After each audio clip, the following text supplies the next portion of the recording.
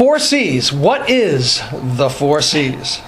The Four C's is our nickname for the charity that is entitled Caring Children, Clothing Children, and thus the Four C's. Gotcha. So you're clothing children, you're caring for children. How do we clothe them? Do we have clothing drives? And how do we care for them? Well, the name was thought up by the couple that actually developed the charity 20 years ago.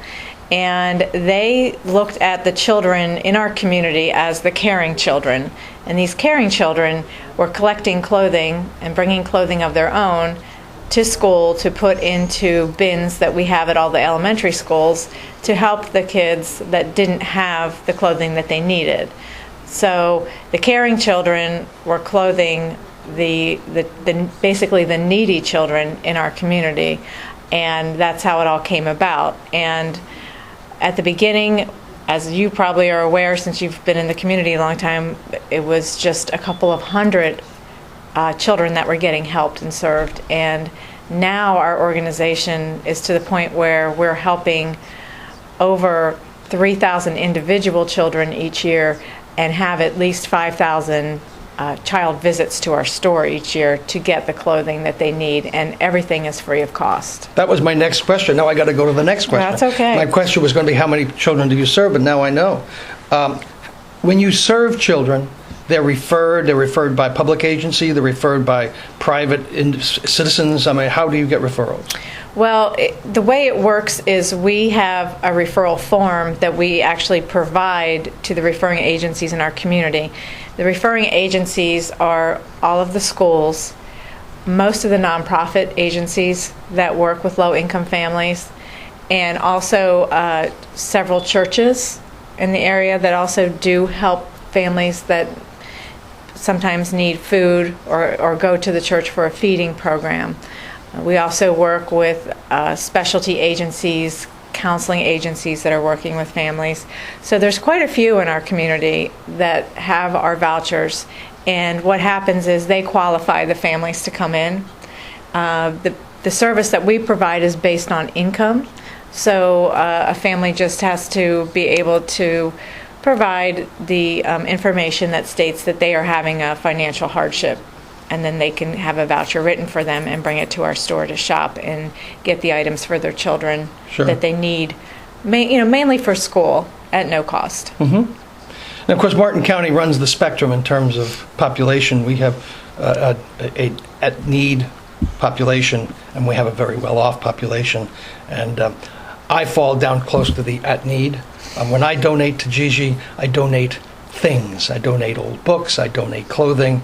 How many bags of stuff have I delivered to your front door? Quite a few. I mean, and that's, the clothing does come from those kinds of donations, correct? Correct. You'll take cash. I don't have any cash, obviously. But you'll take cash. Right. And we have all types of donors. Obviously, we have the ones that collect the clothing, the parents, the kids. We have churches that do drives for us and those kinds of things to bring us clothing, which is great because that's what we need to keep our inventory. We collect children's books as well and stuffed animals. So we love that people donate to us. People can donate their time to us as well to volunteer. Obviously, donating funds to us is critical because we have expenses to keep our charity operational, including keeping the lights on and paying for the facility where we are. But we also do provide some new items for our children. We provide new underwear and socks, and we also give them a voucher towards the cost of school shoes that they can use at Walmart. So that special category of need for us for funding every year can top out at $75,000 that we put out for those items that we provide to the children that are not free. Mm-hmm. So many ways to get involved, and obviously, not everybody can give, but everybody can give something. Sure, you're exactly right. Mm-hmm. Of course, near and dear to my heart, of course, is the education component, and my relationship with literacy over the years with the Literacy Volunteers America up at the Syracuse, and with the Barbara Bush Family Literacy Foundation, and with other literacy initiatives that I've worked with over the years. You have a literacy component to yours. I've donated a lot of books to 4Cs over the years. How does your literacy component work? Well, we have a couple of different aspects to literacy. One, we have a library in our store, and it's full of children's books, and the children that come to see us can get these books and take them home with them, and they don't need to bring them back. So that's something that they can work on reading when they're at home. A lot of our children don't have access to reading materials unless they go to the library. So we are... These are all reading levels? All from baby board books on up to, teenage books, everything in between, chapter books, fiction, nonfiction. And then as an offshoot of our library and working with many of the kids that were coming in, our literacy coordinator was coming across a great deal of children that couldn't read, and they were already in 3rd and 4th grade.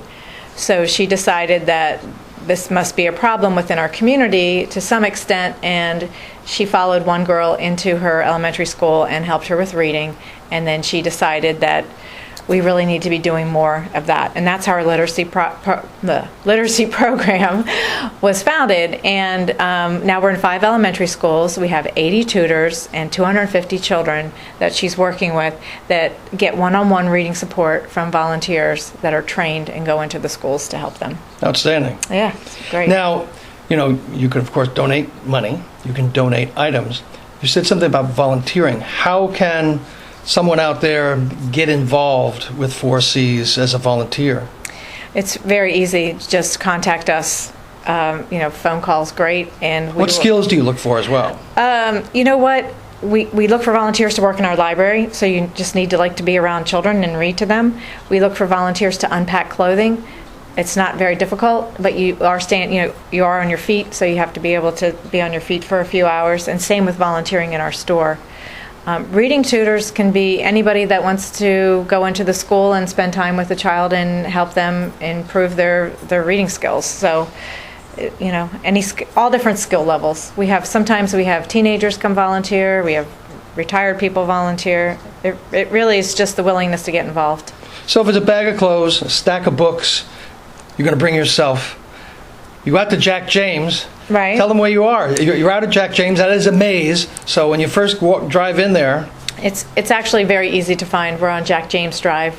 Once you turn on to Jack James from Canner, we're the very first parking lot you come to on your right-hand side, and we're in there with several other businesses. But it's very simple. You don't need to get lost. If you make your first right when you get in there, you'll find us. And we invite everybody to come see us. If you would like to give us a call or visit our website, I can give you that information as well. Our phone number is 772-221-8777. And if you'd like to visit our website, you can do so at www.4csmartin.org. So Gigi, I just want to say thank you for stopping by today. We'll see you at the beach. I see Gigi at the beach all the time. So she brings her kids, I bring my kids. We all have a great time at the beach. So thanks again for stopping by, and look forward to seeing you at the next chamber event. Yes, thank you very much. We'll be right back.